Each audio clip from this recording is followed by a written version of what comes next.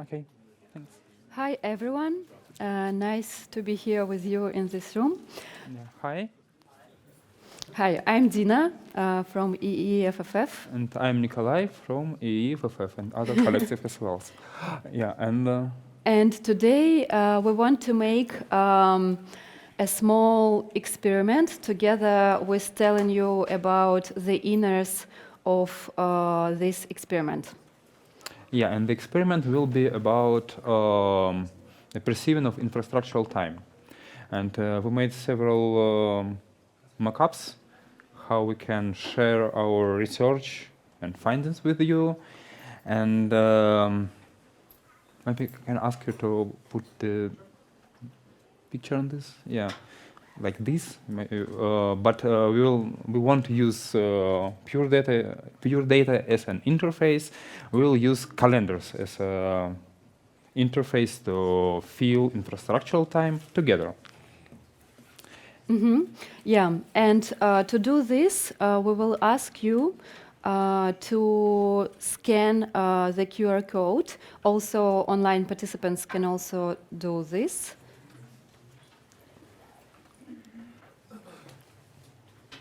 Yeah, this is the most Tricky part. tricky part. Yeah, because this is QR codes, all these interfaces, different devices, and we hope it will work, and you can add this calendar to your own device. Yes, in case. Yeah, maybe we have 5 minutes. Yeah, we will have it. like 5 minutes to arrange it, and then we will proceed to the inners of what is inside of those calendars. Yeah, in case the previous QR code was not Good for your device. yeah, not good for your device, we have another one. Let's scroll. No, this is the new one, the second one. Okay, the second. This.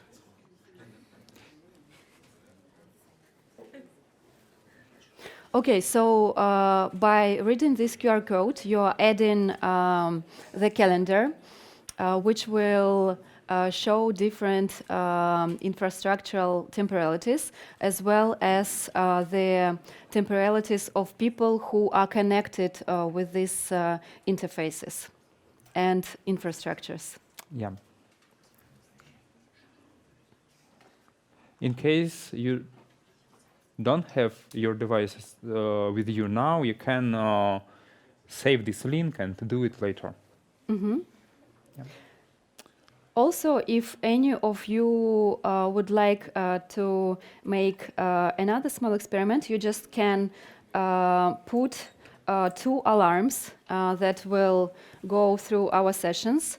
One would be on 30 seconds, and you can unmute your device, and so that the sound will go inside of the room. And another would be on 10 minutes. It can be just a regular alarm with which you wake up every day, or do some other things with it. Yeah. Yes, yes. Please. We will ask you to set it now. One alarm would be in 30 seconds, and another alarm would be in 10 minutes time.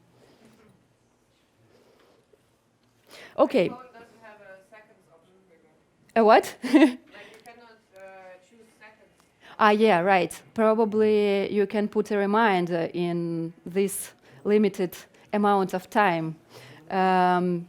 Yeah, so maybe you can then install it in 1 minute. Oh, or like so. Yeah.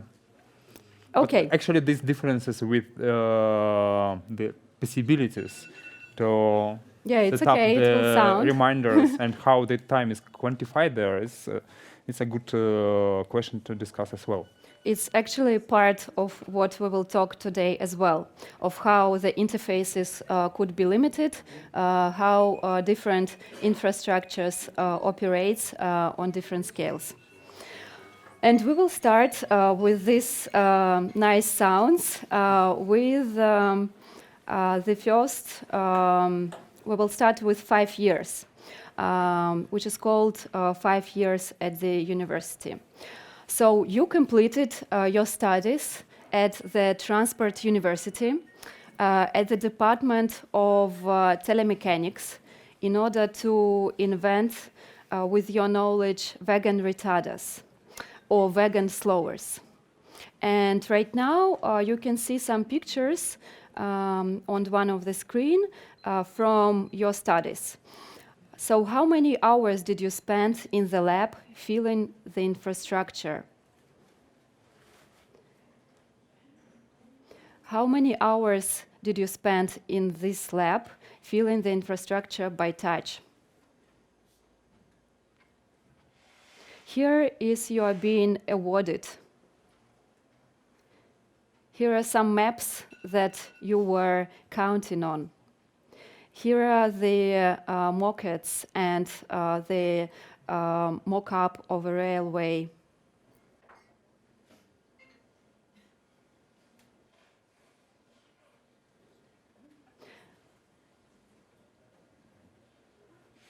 Here are some lab tables that you used.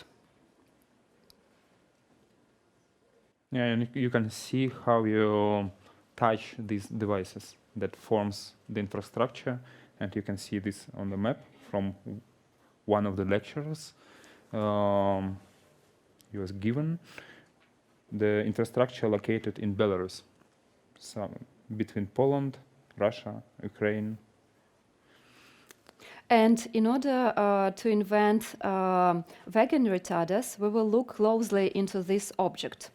Vegan slowers, as we call them, or vegan retarders in the terminology of railways, are these particular vegan slowers were developed at the Belarusian State Transport University. And vegan retarders are owned by companies that belong to the existing political regime. And on one of the screen, you can see some of the pictures. A regime that transports vegans to the Russian-Ukrainian war. The political regime needs vegan retarders in order to coordinate and harmonize the logistics of transportation. They're usually installed in places where something is loaded or repacked into wagons. As you can see, not only ways to speed up, but also ways to slow down logistical chains are being developed inside this transport university. And also, we might look into the history because train slowers have a long history. And here you can see the photo from the early 90s. On April 24, 26, 1991, in Orsha, protesting workers blocked the railway tracks. And to give you some background, the latest waves of train strikes and suspensions began during the 2020 revolution in Belarus, and they created financial problems for the regime and also created space and time for solidarity, gave people the opportunity to spend time together at the stations, the possibility to create their own institutions. And of course, people have accumulated those knowledges in January 22 and in February 22, when wagons loaded with military equipment of the Russian Federation drove along the railway tracks in Belarus.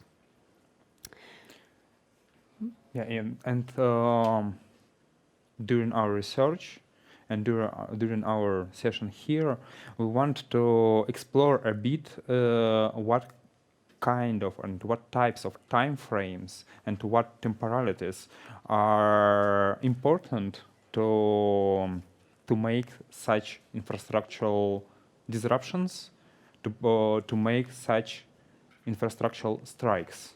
What kind of sensorium the subject could develop to be better at this not very simple task.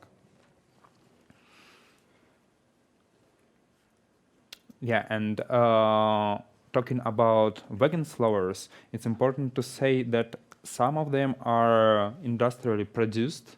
You can see them on the pictures. And some of them are made out of human bodies. And this tension between industry and human bodies, between mass production and some and like an art of invention by like a singular person, it's for us important tension we want to stress during this session.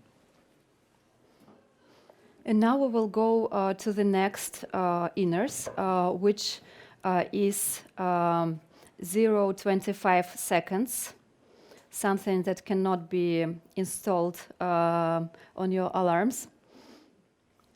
Yeah, and 0.25 seconds is a time of blinking the indicators of the normal of the equipment that involved into logistical flows and choreography of them on the territory of in Belarus. And why we make this a period of time visible for you, because this is like a everyday life perception of people who are choreographing these logistical flows, because they are staring at this blinking let's see, okay, everything is fine on this very territory. So this is the device that can grasp and translate the normalization for the logistical flows, the specific territory, on the language of the human eyes and human perception. So this is very important compression device and compression mechanism.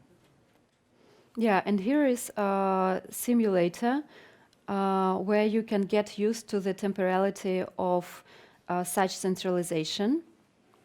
And maybe on the screen you can see this thing. And territory, we want to talk here about territory as a network of logistical flows. And here is a picture of how capital flows through these supply chains. And in this picture, you can clearly see how the supply chains of global capital are tied into a node on Belarusian territories. Yeah, and if you look closer on this picture, you could see that even the cities are not so important as flows. And it's important moment in all the visualizations of logistical flows, that they are going through the territory, trying to make this flow unstoppable and as efficient as possible. And people and students in universities, maybe some of you graduated from this University of Telemechanics, or maybe from some other university with similar departments, are training there how to make these logistical flows unstoppable, and they are doing it on such kind of simulators of logistical flows and simulators of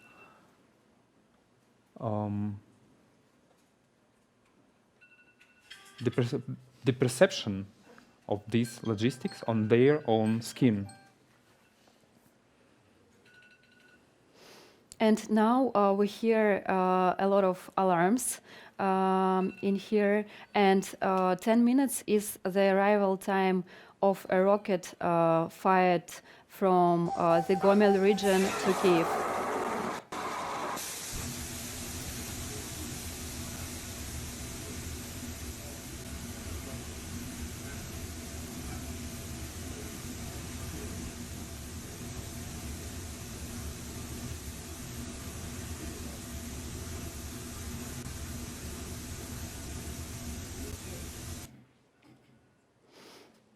And here it's interesting also to touch this scroll speed and flight speed and affect and attention of a person who looks at the phone screen.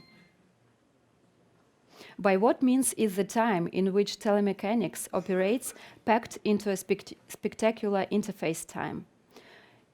Imagine telegram interface. In the media file, the sound of an image of the rocket. 6 seconds of kinetic time packed by algorithms into a spectacular user experience. Rocket arrival in 10 minutes in another message in another channel. Territorial separation is synchronous with the separation of user experience. The sound of a rocket that starts its movement from Mosir today and arrives on the territory of Ukraine in another post. While you scroll it, it will arrive. I'll post the next post when that happens. Frame a rocket that has taken off. Photo from Mosir.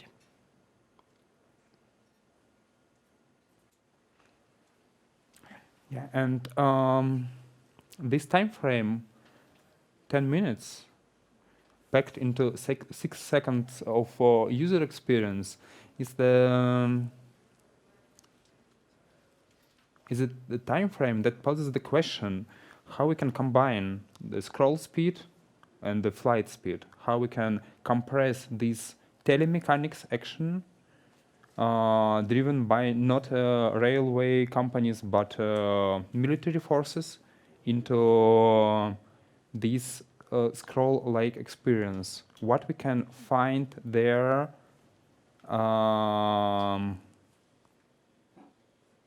that can connect it not in a spectacular way but in more functional way.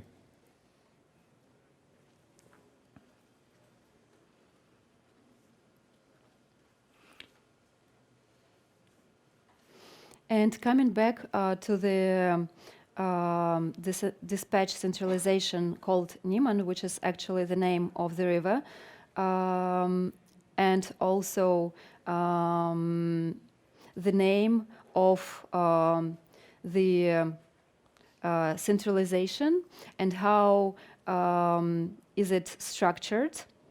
And here is the landscape that is captured by this logistical equipment. Here is how this temporality represents itself.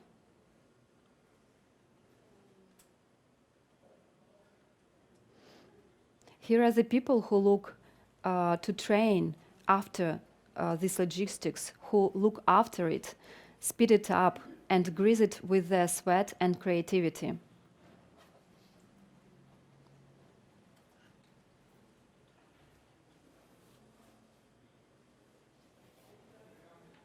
Broken centralization. People in the cybernetic gap at the train station at an unexpected meeting. This is the video from the railway station in Minsk, where people came to buy tickets because the automation systems were attacked by cyber partisans.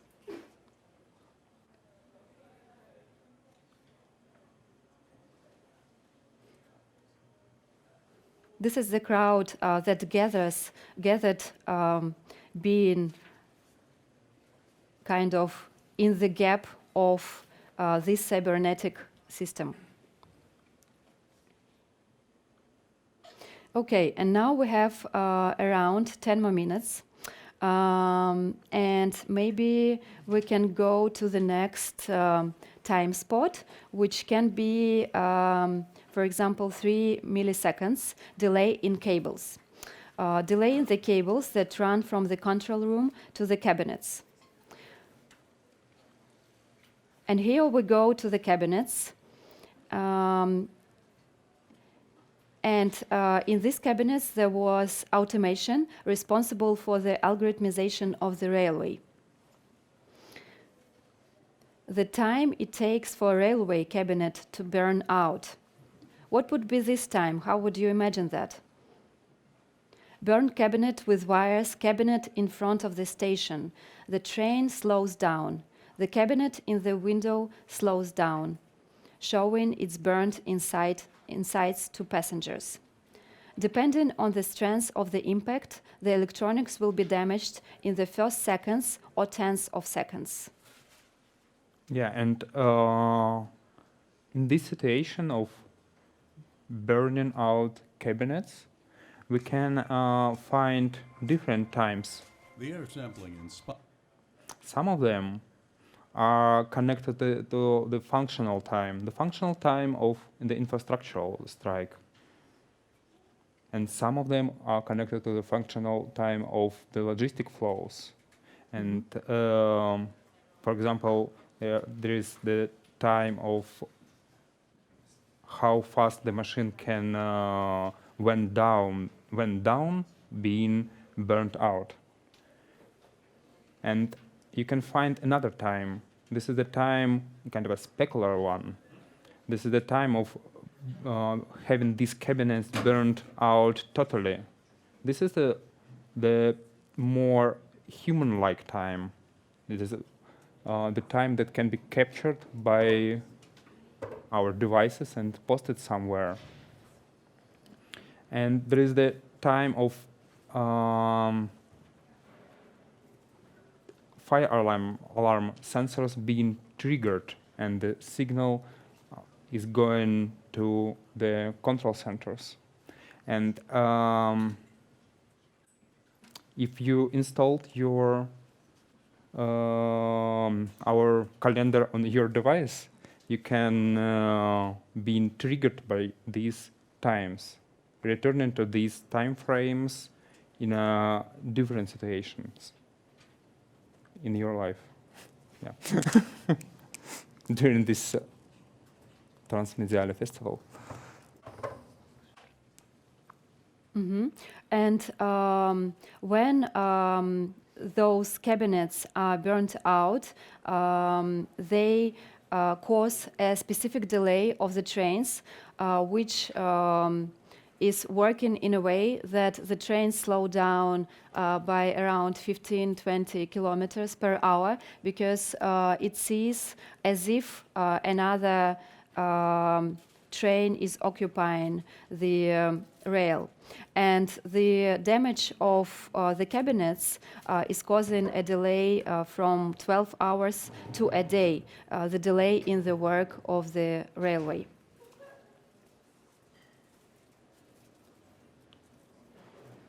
Yeah, and from the point of view of people who are controlling the logistics on the very specific territory, the territory looks like on these pictures. This is the lines between cabinets and their inners, making this uniform landscape of logistical flows, like a pulsing on their screens. And what infrastructural strike is doing, this is the procedure of interrupting this like a seamless and very glossy interface, like connecting territory to one big potentiality for being used as a logistic flow. And when someone is having this cabinet burnt out, it not means that this is like a the gesture of disobedience, for example, and the gesture against Belarusian government, who allowed Russian forces to use their logistics as a trampoline to occupy Ukraine. Nevertheless, it's important. Another side of this gesture is inventing our own time inside of the strike, inside of the gaps of the broken logistics, inside of the gaps between these glossy interfaces. Yes, and talking about that, we can go to the wire masking type, which is another technique of slowing down, of making your own types of vegan slowers. And here we've written the phrase, the better you hide, the longer it will last. And here at another screen, you can see a workshop that we made in September, not far from here in Kassel, where we trained on the real territory to make such devices and discussed the politics of infrastructures. What's interesting for us to make such kind of practical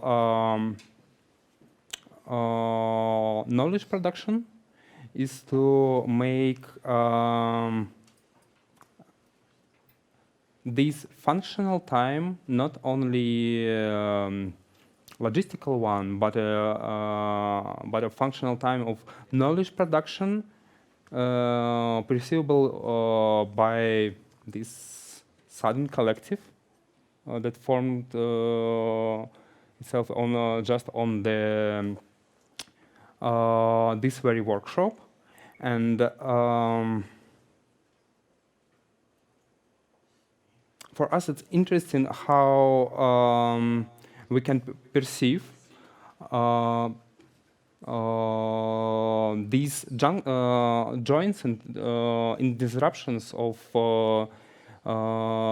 body time and time of logistics, time of knowledge production, how to stop the logistical equipment to work properly, and the time of passing trains through Belarusian territory.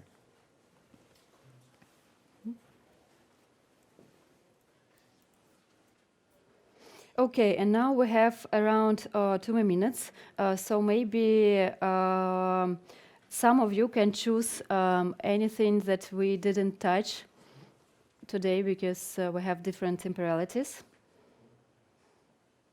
Or should we go to... Yeah, so here you see this interface. And or should we go to 5 years in jail? Okay. 5 or 15? 15, yeah. Let's go to 15. Yeah, that was before 15. That was 5, and before that it was even less. But why we make this time frame important? It's not because of this dramatically enormous amount of years people can spend in a jail because of participating in infrastructural time strike, but this is a symptom how some governments, and I think Belarusian government is not only one on the planet, who is trying to make these disruptions in the infrastructure as acts of terrorism.